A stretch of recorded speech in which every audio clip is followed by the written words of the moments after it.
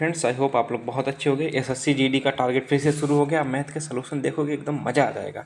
मैं ज़्यादा तो नहीं कहता हूँ, लेकिन इस मैथ के सलूशन को देखते रहे तो आपको किसी टीचर की ज़रूरत ही नहीं पड़ेगी।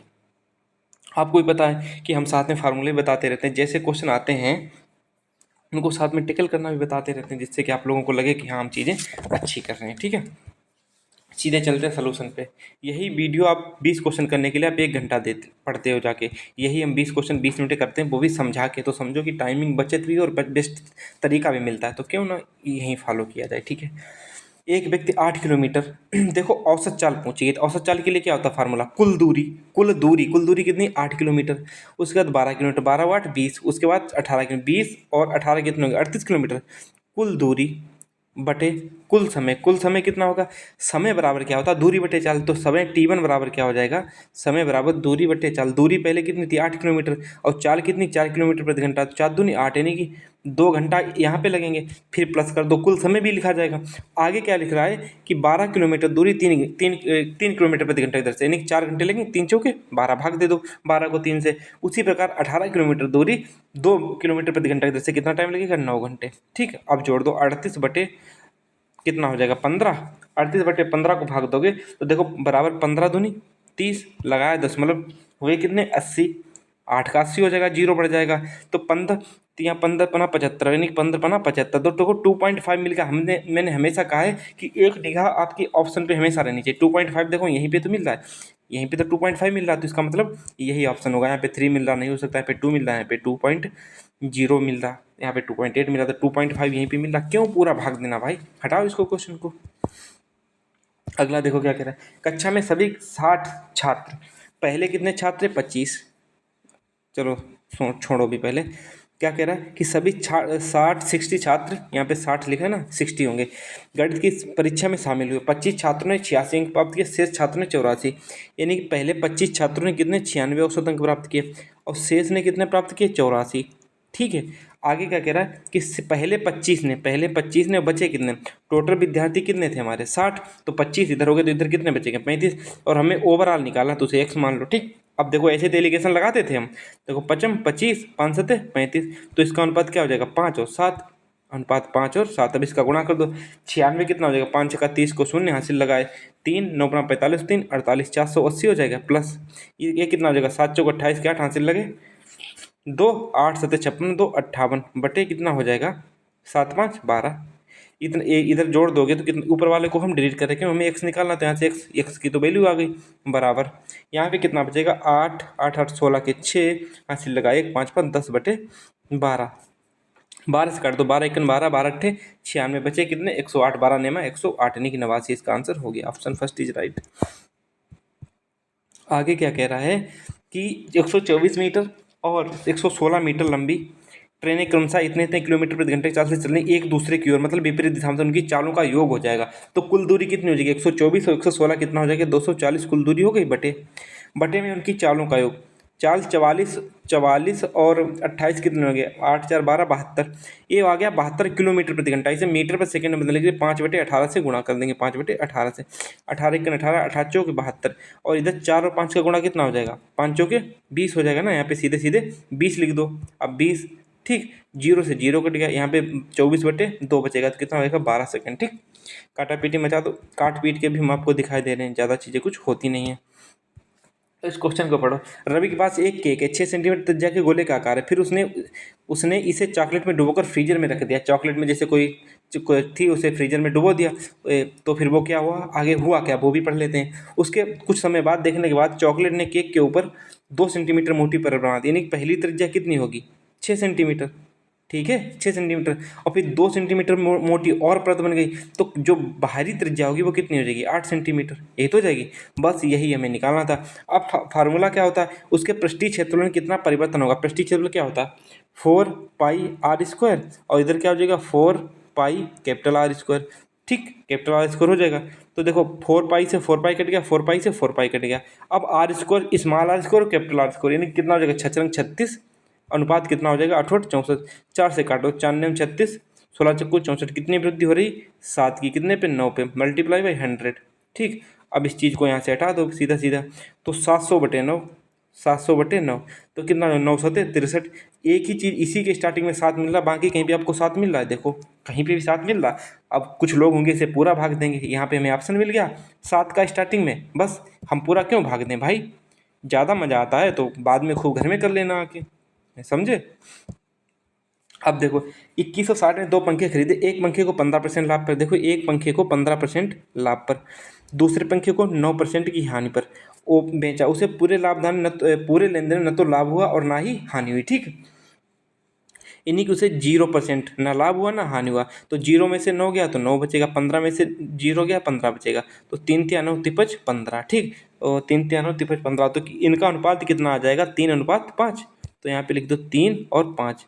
आगे क्या कह रहा है, उनके क्रय मूल्यों का योग, ए हो गया आपका C1, आपका C1 हो गया, आपका C2 हो गया। उसने क्या कहा कि टोटल यानी 5 3 8, 8 की वैल्यू आपको दी गई कितने, 2160।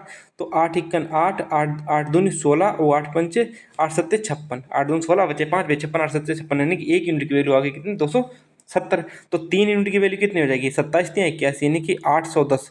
जहाँ कहीं भी आपको 810 दिख जाए वहीं पे उसको गोली मारो तो तुरंत। इसको यहाँ से हटा दो, 810 यहाँ पे नहीं है, यहाँ पे 1000, यहाँ पे 960, 810 यहाँ पे मिल रहा, तो option first fourth is right. क्यों सबको गुणा करो भाई, यही चीज़ हम आपको सिखाते रहेंगे, यही चीज़ हम आपको सिखाते रहेंगे। क्या कह रहा है कि कुछ वस्तुएं 45 रुपये में खरीदी जाती हैं, परसेंटेज पूछा गया तो हमें रियल वैल्यू कभी जरूरत ही नहीं पड़ेगी। क्या कह रहा है कि 1/3 वस्तुएं, तो टोटल वस्तुएं कितनी मान ली हमने, 3 टोटल वस्तुएं मानी। 1/3 वस्तुएं 15% की हानि पर, 1/3 का मतलब 3 का 1/3 कितना होगा, 1, 15% की हानि पर बेची तो -15 कर दो। शेष वस्तुएं, 100 से वस्तुएं कितनी है, 2, कितने परसेंट लाभ पर बेची जाएं कि उसे ओवरऑल कितना 20% का लाभ हो, ओवरऑल यानी कि सब पे कितना लाभ हो, सब पर कितना लाभ हो कि 20%, यानी कि इधर इसका गुणा कर दो, यानी कि -15 प्लस 2x। अब दोनों का योग कर दो क्योंकि हमें एवरेज निकालना है, तो 3 एवरेज ही तो है ओवरऑल लाभ का, तो बराबर 20। तो यहाँ से देखो 20% निकल आएगा, तो देखो यहाँ से जब 3 हटाओगे तो उधर चला जाएगा 20 तियाँ 60, तो 20 तियाँ कितना हो जाएगा 60। तो यहाँ पे कितना हो जाएगा 2x इक्वल टू 75, तो x इक्वल टू कितना हो जाएगा 75/2, और 75/2 किसकी वैल्यू होती है 37.5%, ठीक। यही आंसर हो गया। क्यों पूरा करना गुणा भाई, जब कुछ है ही नहीं इसमें। क्या है 20% छूट, हमने फार्मूला आपको पता होगा, ए पहली छूट प्लस दूसरी छूट माइनस दोनों छूटों का गुणनफल बटे 100, ए इंटू बी। पहले देखो ए 20 और बी कितना 36, तो 36 और 20 कितना हो जाएगा 56.5, और माइनस 36 और 36 यानी कि 36.5 और 20 का गुणा क्या हो जाएगा, 36 दूना 72 73, यानी कि कितना हो जाएगा 730/100। तो 0 से 0 कटेगा, यहाँ से 0 कटेगा तो यहाँ पे आ जाएगा, तो 56.5 और माइनस का कितना हो जाएगा 7.3, तो घटाने पे क्या आ जाएगा 0.2। अब लास्ट में देखना 5 में से 3 के 2, तो लास्ट में इसी में 2 दिख रहा है, और कहीं यहाँ पे 5, यहाँ पे 4, यहाँ पे 6, तो क्यों पूरा हम घटाएं, सीधा सीधा एक निगाह हमेशा अपनी किस पे रखो, ऑप्शन पे। जितना जल्दी कर जाओगे उतनी चीज़ें आसान हो जाएंगी। अब देखो इस क्वेश्चन को तो कर जाओगे, मुझे लगता है बदमाश का रूल है, चलो मैं ही करा देता हूँ। देखो -17 और -10 कितना होगा, -27, यानी कि 3 -27, तो कितना बचेगा -24, यहाँ पे बचेगा -24, और एक माइनस पहले का यहाँ पे, तो माइनस माइनस क्या हो जाएगा प्लस, यानी कि यहाँ पे हो जाएगा +24, इतने की वैल्यू आपको +24 मिल गई। अब देखो यहाँ पे कितना बचा -4, -4 का क्या हो जाएगा +4, यहाँ पे भी प्लस लग जाएगा, ठीक। अब आगे देखो यहाँ पे क्या बचा, ऑफ लगा है ना, तो 12 का 144 तो पहले होगा, और भाग यहाँ पे 12 ऑफ, भाग मतलब ऑफ वाला सबसे पहले सोल्यूशन किया जाता है, तो 12 का 144, यानी कि 144 को जब 144 से भाग देंगे तो कितना बचेगा 1, तो यहाँ पे क्या बचेगा 1, ठीक। और इसको ब्रैकेट में बंद कर लो और 95 बाहर कर दो, तो 95 -24 4 28 और 1 29, यानी कि 95 में से 29 गए तो कितने बचेंगे 66। यही आपका आंसर हो गया बस। आगे क्या कह रहा है, एक मोबाइल फ़ोन 15,000 रुपये में खरीदा जाता है, इसके वर्ष 20% की दर से मूल्य ह्रास होता है, तो 2 वर्ष बाद इसका मूल्य क्या होगा, यानी 15,500 में वो फ़ोन खरीदता है। 20% की दर से इसमें लॉस होता है, यानी 20% की वैल्यू 1/5 होती है, यानी कि 5 पर 1 की हानि होती है, 5 पर जब 1 की हानि होगी तो कितना बचेगा 4। फिर अगली 2 वर्ष के लिए ना, तो 2 बार लिख दो 4/5। अब देखो 155 है यार, यहाँ पे 155 है ना कि 150, ठीक। अभी आंसर नहीं आता तो फिर टेंशन होती है कि हमने गलती कहाँ पे की। अब सीधे सीधे काट दो, 5 इक्कन 5, 5 तियाँ 15, 5 इक्कन 5, कितने बचेंगे 2 0, ठीक। ठीक है, अब फिर 5 से काट दो, 5 छक्का 30, 5 दूनी 610। इधर कितना बचेगा? 16 16 4 चौक 16, ठीक, 4 चौक 16। अब 620 और 16 का गुणा कर दो। अब आप देखोगे यहाँ पे एक जीरो है, ये सब चीज़ें प्रैक्टिस से आती हैं। और सब में यहाँ पे भी 2 जीरो, यहाँ पे भी 2 जीरो, यहाँ पे भी 2 जीरो, एक जीरो इसी में दिख रहा है बस। तो यही आंसर हो जाएगा। फिर भी ना आपका मन भरे तो आप क्या देखो, 16 का गिनो जीरो में करोगे तो जीरो 16 दूनी 32 के 2 हासिल लगे 3। अब जिसके लास्ट में 20 हो वही ऑप्शन हो जाएगा। यहाँ पे 400, यहाँ पे 200 है, यहाँ पे कितना है 200, यहाँ पे कितना लास्ट में 20 है, तो यही ऑप्शन हो जाएगा। जिस तरीके से आप सोच पाओ उस तरीके से सोचो, आप फ्री हो सोचने के लिए। 10% वार्षिक ब्याज की दर से 1 लाख रुपये का मूलधन 3 वर्ष में बढ़कर कितना हो जाएगा? देखो मूलधन कितना हो जाएगा 1 लाख रुपये का, तो कितना 1 लाख रुपये का लिख लो, जीरो जीरो जीरो जो कुछ लिख लो, इकाई दाई सैकड़ा हज़ार 10,000 लाख। कितना दर से बढ़ रहा है? 10%, यानी कि 10 की चीज़ कितनी हो रही है? 11। फिर 10 की चीज़ कितनी हो रही? 11। फिर 10 की चीज़ कितनी हो रही? 11, क्योंकि 3 साल का निकालना। 3 जीरो उड़ा दो, यहाँ के 3 जीरो उड़ गए, ठीक। अब यहाँ के भी 3 जीरो उड़ा दो, तो 11 का घन कितना होता है? 1331। 1331 क्या हो गया? यही ऑप्शन यहाँ पे, दो जीरो यहाँ पे बचे थे वो गुणे में आ जाएंगे, ठीक। अब आगे देखो, 185 मीटर लंबाई की और दूसरी 175 मीटर लंबाई की 2 ट्रेन समांतर पटरियों पर विपरीत दिशाओं में, मतलब एक दूसरे की ओर दौड़ रही हैं विपरीत दिशाओं में, ठीक। पहली और दूसरी चाल क्रमशः इतनी इतनी है, विपरीत दिशाओं में दौड़ने तो उनकी चालों का योग हो जाएगा। ये 18 दूनी 36, ये कितना हो जाएगा? 360। भाई जब 175 और 185 जोड़ोगे 360 मीटर, और इनकी चालों को जोड़ोगे तो कितना बचेगा? 144, 80 और 8 से 14, 140 हो जाए 44। इसे मीटर पर सेकंड बदलेगी 5/18 से गुणा कर दो, 5/18, 18 एकन 18, 18 अट्ठे 144, यही तो होता है, 18 अट्ठे 144। अब देखो 8 पंचे 40 हो जाएगा 40, जीरो से जीरो कट गया, 4 नियम 36, तो ऑप्शन 9 सेकेंड आ जाएगा इसका। अगला क्वेश्चन देखो, ए और बी किसी कार्य को 24 दिन में कर सकते हैं, ठीक है। ए और बी किसी कार्य को 24 दिन में कर सकते हैं, कोई मतलब नहीं। ए बी से 2 गुना कार्यकुशल है, ए जो है बी से 2 गुना कार्यकुशल है। यदि बी की क्षमता 1 है तो ए की क्षमता कितनी हो जाएगी? 2। बी अकेले इस कार्य को कितने दिन में करेगा? यानी 24 दिन में दोनों काम मिलकर करते हैं, तो दोनों की क्षमता क्या हो जाएगी? 2 1 3, ठीक, क्योंकि ये वाला 2 1 3 जोड़ दोगे 2 1 3 हो जाएगा। और पूछा क्या? बी अकेले, बी की क्षमता कितनी? 1, तो भाग 1 कर दो, तो 24 या 72, इसका आंसर हो जाएगा 72। आगे क्या कह रहा है? एम और एन मिलकर 18 दिनों कर सकते हैं। A plus B plus C plus C plus A वाला क्वेश्चन है, चलो फिर भी हम करके दिखा देते, नहीं तो कहोगे। देखो एम प्लस एन कितने दिन में? 18 दिन में। और एन प्लस पी कितने दिन में करते हैं? 26 दिन में। एम प्लस पी कितने दिन में करते हैं? 14 दिन में, ठीक। अब इनका जब एलसीएम निकालोगे तो कितना आ जाएगा? इसका लिख दोगे 2 गुणे 9, 2 गुणे 9, ऊपर लिखेगा 2 गुणे 13, और ये हो जाएगा 2 गुणे 7, 2 गुणे 7 हो जाएगा ना, तो 2 गुणे 7 हो जाएगा। तो यहाँ पे कितना एलसीएम कितना हो जाएगा? देखो 23 सत्ते 91, 91 और गुणे 7, यानी कि 7 इक्कन 7, 9 सत्ते 63, यानी 637। दूना कितने हो जाएंगे? 1274, नहीं कितना हो जाएगा? 23 सत्ते 91। यार इसको एलसीएम निकाल के आप कर लोगे, मुझे लगता है कि कोई इसमें दिक्कत नहीं है ऑप्शन करने में, ठीक है। पन्ना बताओ हम करके भी दिखा दें, कोई दिक्कत इसमें कुछ नहीं होगा। इसका एलसीएम निकाल लेना और पूरे जोड़ के भाग दे देना, बस है। इस क्वेश्चन में है कुछ नहीं, थोड़ी सी कैलकुलेशन थी बस। 17 से विभाज्य 3 अंकी सबसे छोटी संख्या, 17 से विभाज्य। अब देखो 17 का पाड़ा, 17 अपना 50, 17 छंगा 102। क्या 102 से 3 अंकी छोटी संख्या कोई हो सकती है? 102 से कोई छोटी संख्या ऐसी हो सकती है जो 17 से विभाज्य 3 अंकी भी हो। 17 अपना 50 ही है, वो तो 2 अंकी हो गई, यानी कि ये गलत हो जाएगी, यानी कि सबसे छोटी संख्या क्या हो जाएगी आपकी? 102।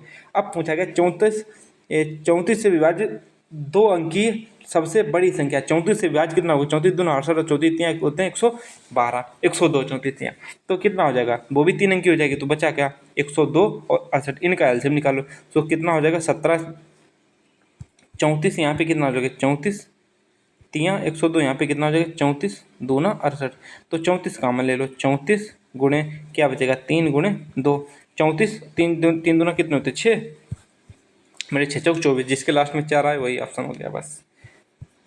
यूनिट डिजिट से करने में बहुत मज़ा आता है। क्या कह रहा है? ये चपनी आय में से आय उसकी मान लो कितनी? 3 मान लो, ठीक। उसकी आय आपने 3 मान ली।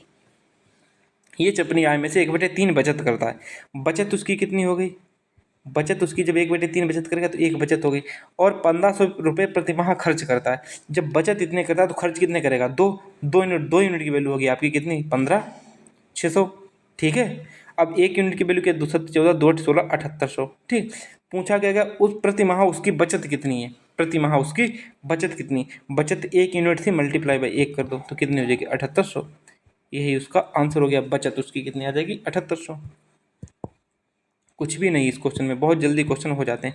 जय के पेटीएम में 500 रुपये हैं, उसने पहले बैलेंस को 20% और 25% की वृद्धि, प्रारंभिक बैलेंस की तुलना में, प्रारंभिक बैलेंस की तुलना में बैलेंस की प्रतिशत वृद्धि क्या होगी। देखो परसेंटेज वृद्धि क्या, ओवरऑल निकाल दो, 20 और 25 कितना हो गया, 20 और 25 कितना हो गया 45, 45 और प्लस 25 दूना 50 यानी 500/100 परसेंटेज।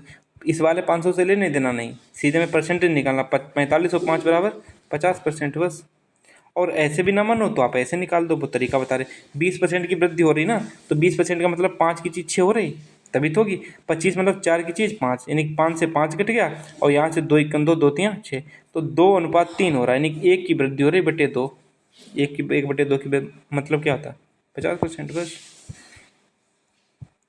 क्या कह रहा है कि पहली संख्या का 20%, देखो पहली संख्या का 20%, पहली संख्या मान लो ए का 20% मतलब 1/5। ठीक, दूसरी संख्या के 1/3, 1/3 से बराबर है, तो दूसरी संख्या का पहली संख्या से अनुपात बी, देखो a/b यहाँ से निकालोगे तो कितना आ जाएगा 5/3, और बल्कि ये अनुपात आया है पहली संख्या का दूसरी संख्या से, दूसरी संख्या का पहली संख्या से निकालोगे तो b अनुपात यानी कि उल्टा हो जाएगा, बराबर 3:5। ठीक, 3:5। ध्यान से पढ़ना, वरना बहुत लोग पहले ऑप्शन लगा के आ जाएंगे 5 अनुपात यहाँ पे 3, बल्कि यहाँ पे पूछा गया है कि पहली संख्या का दूसरी संख्या से अनुपात, और यही क्वेश्चन खूब आपको परेशान भी करेंगे। क्या कह रहा आगे कि एक शंकु की त्रिज्या तिर्यक ऊंचाई का अनुपात इतना, शंकु का वक्र प्रस्थापन, शंकु का वक्र प्रस्थापन क्या होता है πr/l, πr/l आपको 17,600 दिए, वो 1760 दिया है। पाई की वैल्यू कितनी होती है 22/7। आर आपको दिया है कितना, शंकु की त्रिज्या, आर आपको दिया 5x, x मान लो, मल्टीप्लाई बाई एल, एल को कितना मान लो 7x, बराबर कितना हो जाएगा 1760। ठीक, अब आप निकालो कैसे, 22 से काट दो, देखो 7 से 7 कट गया। ठीक, यहाँ से आपको 7 खाली, यहाँ पे क्या बचेगा x, यहाँ पे आपका पूरा पूरा 7 उड़ गया। ठीक है, अब यहाँ पे कितना हो जाएगा 110, 22 × 110, एक्स स्क्वायर बराबर कितना बचेगा 1760। ठीक, तो 0 से 0 कट गया। अब एक्स स्क्वायर बराबर क्या हो जाएगा 11 × 11, 11 × 66। ठीक, तो यहाँ पे x बराबर निकल के आ जाएगा, x बराबर 16 का स्क्वायर रूट कितना होता है 4। ठीक, अब पूछा हमसे क्या गया है, पूछा हमसे त्रिज्या गई है, त्रिज्या हमारी कितनी थी 5x, तो 5x, 5 मल्टीप्लाई बाई x का मतलब क्या है, x की वैल्यू आपको 4 देगी, तो 5 चौके 20, यही इसका आंसर हो जाएगा 20 सेंटीमीटर। इसका चतुर्थानुपाती पूछा गया है, चतुर्थानुपात में क्या होता है, कुछ नहीं होता, अंदर वालों का गुणा कर दो, 10 × 17 और बाहर वाले से भाग दे दो, 5 5 दूना 10, 17 दूनी 34। ठीक है, इस क्वेश्चन को देख लो, क्या कह रहा है कि क्वेश्चन कह रहा है कि 20, 22 और 25% क्रमिक छूटों के बराबर होगा। देखो पहले 20 और 25 का सक्सेसिव निकाल लो, कैसे निकालोगे, 20 और प्लस 25 कितने हो गए 45, और माइनस 25 दूना, 25 दूना कितना होता है 50, यानी 500/100, यानी 0 से 0 कट गया, तो 45 में से 5 गया कितना बचेगा 40, तो इसकी जगह पे हम 40 लिख दे रहे हैं, 40। 40 और 22 का सक्सेसिव निकालो, 40 और 22 का योग कितना हो जाएगा 62।